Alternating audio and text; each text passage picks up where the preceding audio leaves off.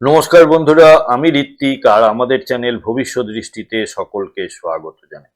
সিংহ রাশির জাতক জাতিকাদের আগামী একটি মাস অর্থাৎ 2026 সালের মার্চ মাস কেমন কাটতে চলেছে সেই বিষয়ে আজকে আমাদের প্রতিবেদন।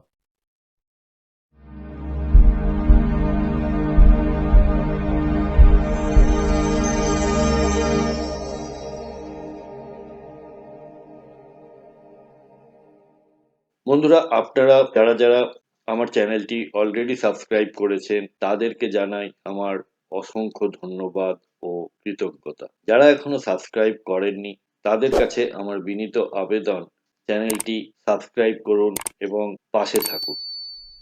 বন্ধুরা, সিংহ রাশি হলো কালপুরুষের রাশিচক্রের পঞ্চম রাশি, আর এটি হলো অগ্নিতত্ত্বের স্থির প্রকৃতির রাশি। গ্রহদের রাজা রবি অর্থাৎ সূর্যদেব হলেন এই রাশির অধিপতি। সামনের স্ক্রিনে থাকা চার্টটি আপনাদের সিংহ রাশির জন্য 1 মার্চ গ্রহগত অবস্থান। আপনাদের রাশিতেই অবস্থান করছেন কেতুদেব, আর সপ্তমে আমরা দেখতে পাচ্ছি পঞ্চগ্রহী যোগ। আপনাদের ষষ্ঠ স্থানে শনিদেব রয়েছেন নিজের নক্ষত্র উত্তর ভাদ্রপদ নক্ষত্রে, আর দেবগুরু বৃহস্পতি অবস্থান করছেন আপনাদের লাভ ভাবে অর্থাৎ 11th হাউসে। এই দেবগুরু বৃহস্পতি আগামী 11 তারিখে বক্রী ভাব ছেড়ে মার্গী হচ্ছেন এবং শুক্রদেব কুম্ভ রাশি ছেড়ে মীন রাশিতে গমন করবেন, আর এই রাশিতে উনি উচ্চস্থ হবেন। এই গেল আপনাদের গ্রহগত অবস্থান এবং গোচর। এবারে আসি ফলাফলের দিকে। মাসের শুরুতে আত্মবিশ্বাস প্রবল থাকলেও মাসের দ্বিতীয়ার্ধে রাশির অধিপতি রবি অষ্টম স্থানে গমন করতে কিছুটা মানসিক দোলাচল বা কনফিডেন্সের অভাব দেখা দিতে পারে। তবে 11ই মার্চের পর বৃহস্পতি মার্গী হওয়ায় আপনার দূরদৃষ্টি ও সিদ্ধান্ত গ্রহণের ক্ষমতা বহুগুণ বেড়ে যাবে। স্বাস্থ্যের দিক থেকে আপনাদের জন্য এই সময়টায় একটু বিশেষ যত্নের প্রয়োজন। 14 মার্চের পর রবির অষ্টমে গমন এবং শনির সাথে একত্র হওয়া বা কনজাংশন করায় হাড়ের সমস্যা, চোখের পীড়া বা পুরনো কোনো রোগ জাগার দিতে পারে। গাড়ি চালানোর সময় অত্যন্ত সতর্ক থাকতে হবে। নিয়মিত যোগ ব্যায়াম ও প্রাণায়াম আপনার জন্য রক্ষা কবচ হতে পারে। আরো একটি জিনিসের ব্যাপারে সাবধান করে দিই, সেটি হলো রাহু এবং মঙ্গলের সংযোগ। আপনাদের 7th হাউসে রাহু এবং মঙ্গলের সংযোগ তৈরি হয়েছে, যা কিনা আপনার ক্রোধ, আপনার জেদ, আপনার তেজকে বাড়িয়ে দিতে পারে। তাই ধৈর্যশীল হন, আর গাড়ি ঘোড়া চালানোর সময়, বাইক চালানোর সময় বিশেষ করে খুবই সাবধানতা অবলম্বন করে গাড়ি চালাবেন। সাহস এই মাসে তুঙ্গে থাকবে। আপনি যে কোনো প্রতিযোগিতায় জেতার জন্য মরিয়া থাকবেন, তবে অহেতুক রাগ বা জেদের কারণে নিকট আত্মীয়ের সাথে দূরত্ব তৈরি হতে পারে। সামাজিক কর্মকাণ্ডে আপনার সাহসিকতা প্রশংসিত হতে পারে। শিক্ষার ক্ষেত্রে 11ই মার্চের পর থেকে শিক্ষার্থীদের জন্য সুবর্ণ সময় শুরু হবে। বিশেষ করে যারা উচ্চ শিক্ষা বা বিদেশের বিশ্ববিদ্যালয়ে ভর্তির চেষ্টা করছেন, তাদের আটকে থাকা কাজগুলো দ্রুত এগোবে। যারা টেকনিক্যাল বা চিকিৎসা শাস্ত্র নিয়ে পড়ছেন তাদের জন্যও কিন্তু মাসটি বেশ শুভ।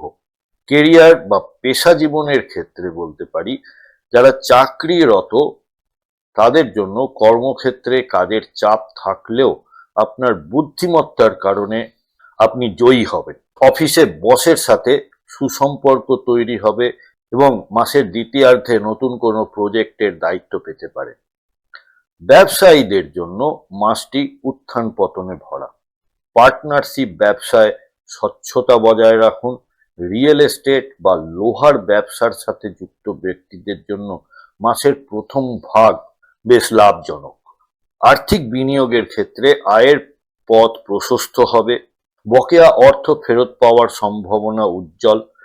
শেয়ার বাজারে বড় বিনিয়োগের আগে 11ই মার্চ পর্যন্ত অপেক্ষা করা বুদ্ধিমানের কাজ হবে। হঠাৎ কোনো লটারি বা ইন্স্যুরেন্স থেকে অর্থাগমের যোগ রয়েছে। এবার আসি ব্যক্তিগত জীবন নিয়ে। দাম্পত্য জীবনে মঙ্গল ও রবির প্রভাবে ছোটখাটো বিবাদ হতে পারে মাসের প্রথমার্ধে। সঙ্গীর ওপরে নিজের মত চাপিয়ে দেবেন না। পরিবারের বড়দের স্বাস্থ্যের দিকে নজর দিন। মাসের দ্বিতীয়ার্ধে পারিবারিক পরিবেশ অনেক বেশি আনন্দময় ও ইতিবাচক হয়ে উঠবে।